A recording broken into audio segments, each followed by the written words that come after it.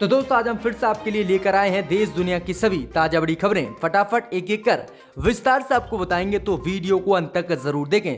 दोस्तों वीडियो बनाने में हमें काफी मेहनत लगी है, तो वीडियो को लाइक जरूर कर दें। जब दोस्तों पहली बड़ी खबर में आपको बताएंगे जो बिग ब्रेकिंग न्यूज सामने निकल कर आ रही है कि मुहर्रम के जुलूस निकालने की सुप्रीम कोर्ट ने नहीं दी इजाजत। सुप्रीम कोर्ट बोला अगर इजाजत दी तो पूरे देश में फैल जाएगा कोरोना। वहीं जगन्नाथ यात्रा की दे चुका है कोर्ट अनुमति। अब मुस्लिम समुदाय बोला कि सुप्रीम कोर्ट बीजेपी के दबाव में कर रहा है काम। इसी बीच अगली बड़ी खबर में आपको बताएंगे कि मोदी सरकार की बड़ी मुश्किलें, चीन ने भारत को दे डाली आज युद्ध की धमकी।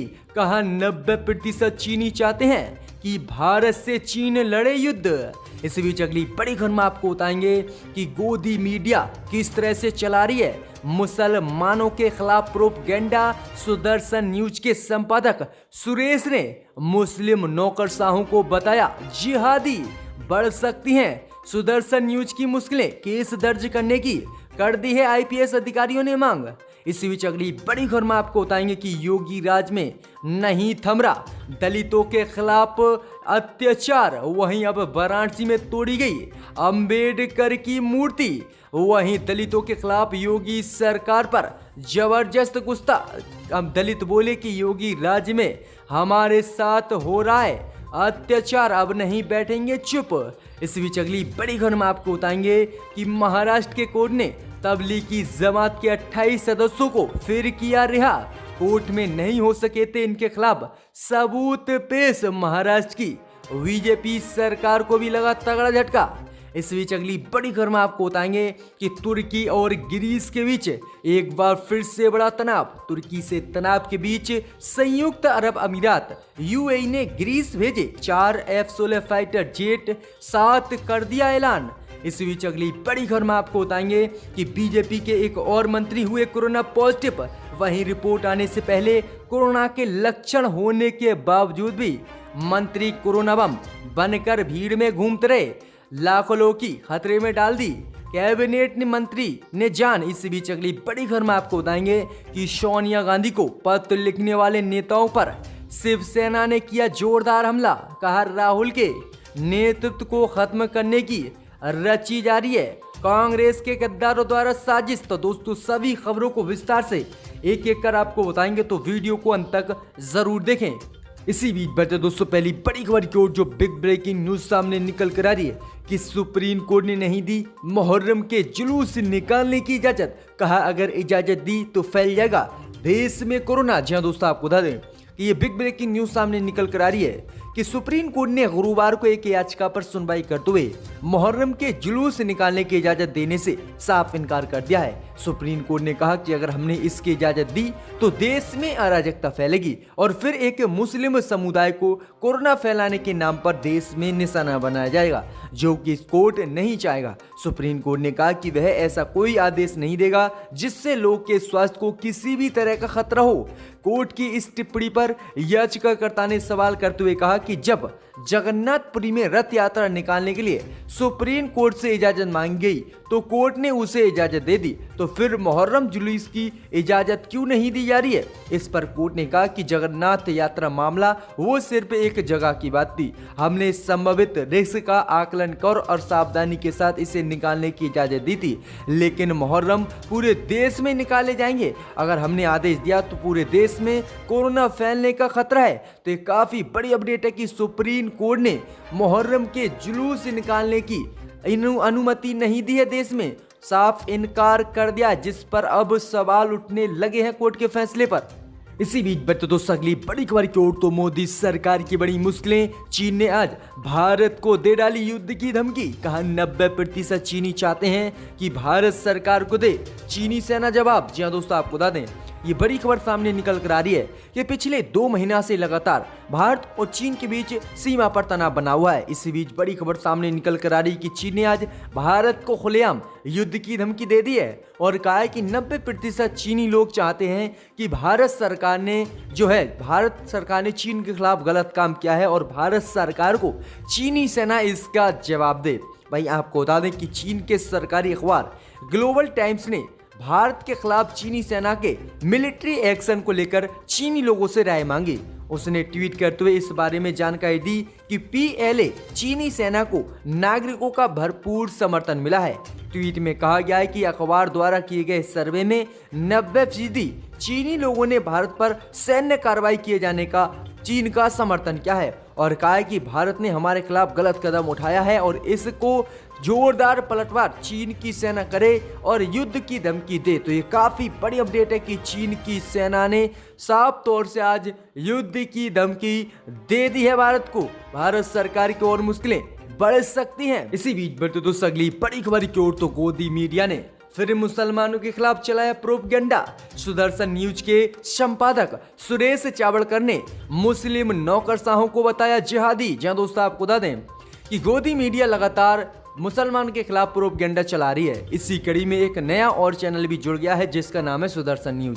सुदर्शन न्यूज के प्रधान संपादक सुरेश ने एक विवादित ट्वीट किया है जिसके बाद उन पर अब पुलिस भी एक्शन लेने की बात कर रही है। जहां दोस्तों आपको बता दें कि गुरुवार को सुदर्शन न्यूज के संपादक सुरेश ने एक ट्वीट करते हुए वीडियो साझा किया था। इस वीडियो में वह कहते हैं कि अचानक मुसलमान IAS IPS अधिकारी में कैसे बढ़ गए। सोचिए, अगर जामिया के जिहादी आपके जिला अधिकारी और हर मंत्रालय में सचिव होंगे तो देश का क्या होगा।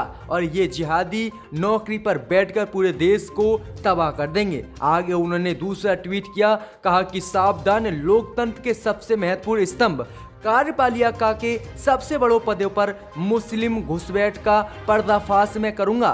और कहा कि जो भी मुस्लिम IAS IPS अधिकारी हैं वो जिहादी हैं और भारत को खत्म करने के लिए पूरे देश में काफ़ी हैं। वहीं उन्होंने कहा कि मैं इसके ऊपर एक प्रोग्राम लेकर आऊँगा, वो 8 बजे आएगा। वहीं आपको बता दें कि इस ट्वीट के बाद IPS अधिकारियों ने इस पर नाराजगी जताई है और IPS एसोसिएशन ने इस ट्वीट की निंदा करते हुए सांप्रदायिक हिंसा फैलाना और गैर जिम्मेदारा पत्रकारिता बताया है। उन्होंने कहा कि हम इनके खिलाफ कड़ी कार्रवाई करेंगे। इसी बीच बढ़ते दोस्तों अगली बड़ी खबर की ओर, तो योगी राज में नहीं थम रहा, दलितों के खिलाफ अत्याचार। अब वाराणसी में तोड़ी गई अंबेडकर की मूर्ति, बड़ा तनाव। जहां दोस्तों आपको बता दें कि उत्तर प्रदेश की योगी सरकार में डॉक्टर भीमराव अंबेडकर की प्रतिमा तोड़े जाने का सिलसिला थमने का नाम नहीं ले रहा है। एक मामला शांत भी नहीं हो पाता है कि दूसरी घटना दलितों के साथ उत्तर प्रदेश में सामने आ जाती है। जब दोस्तों आपको बता दें कि पिछले दिनों एक दलित लड़की की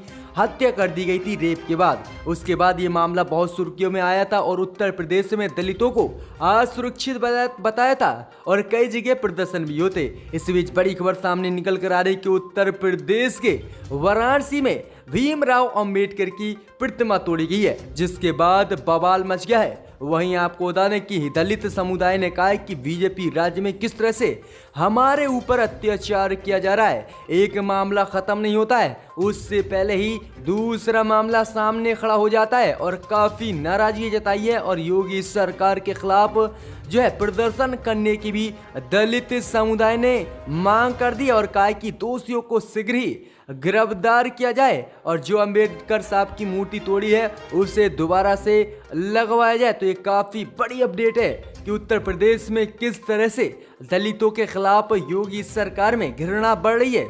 इसी बीच बढ़ते दोस्तों अगली बड़ी खबर की ओर, तो महाराष्ट्र कोर्ट ने तबलीगी जमात के 28 सदस्यों को किया फिर रिहा।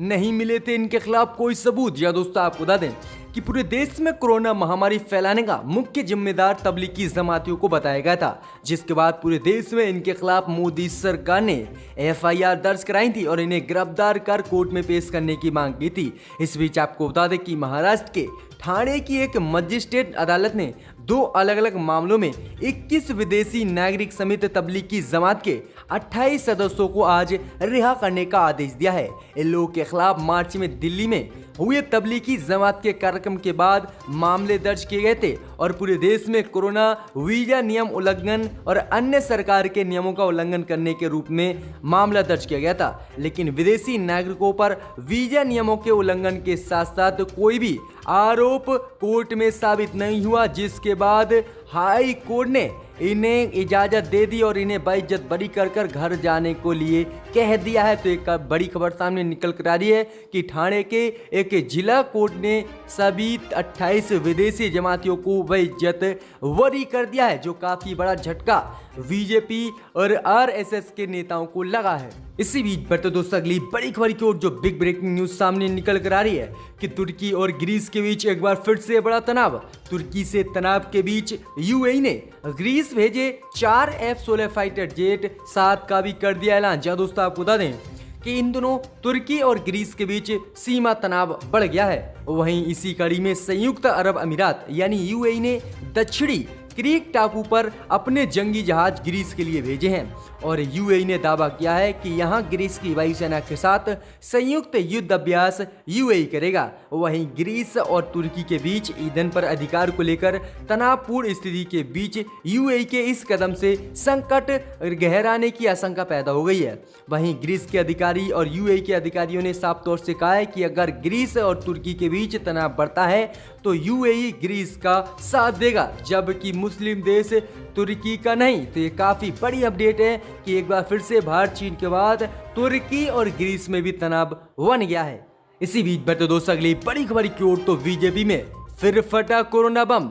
योगी सरकार के मंत्री हो गए कोरोना पॉजिटिव, ट्वीट कर दी जानकारी।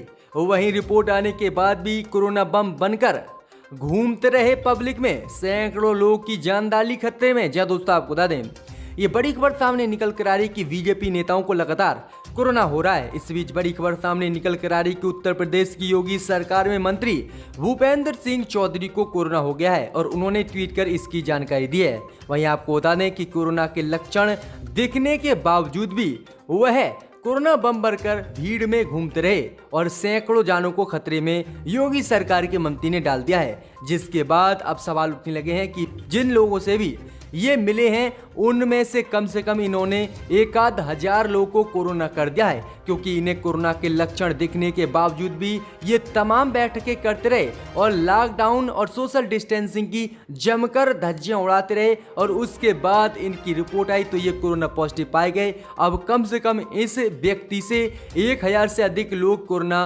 पॉजिटिव पाए गए। तो किस तरह से योगी सरकार के एक मंत्री ने 1,000 लोगों को कोरोना कर दिया है, जो बड़ी घटना है। इसी बीच पर तो दोस्तों अगली बड़ी खबर की ओर तो सोनिया गांधी को पत्र लिखने वाले नेताओं पर शिवसेना ने किया जोरदार हमला। कहा राहुल के नेतृत्व को खत्म करने की कांग्रेस नेताओं की तरफ से की जा रही है साजिश। जी दोस्तों आपको बता दें कि शिवसेना ने गुरुवार को आरोप लगाया है कि कांग्रेस के 23 वरिष्ठ नेताओं द्वारा पूर्णकालिक पार्टी अध्यक्ष की मांग को लेकर सोनिया गांधी को लिखा गया पत्र राहुल गांधी के नेतृत्व को समाप्त करने की एक साजिश थी।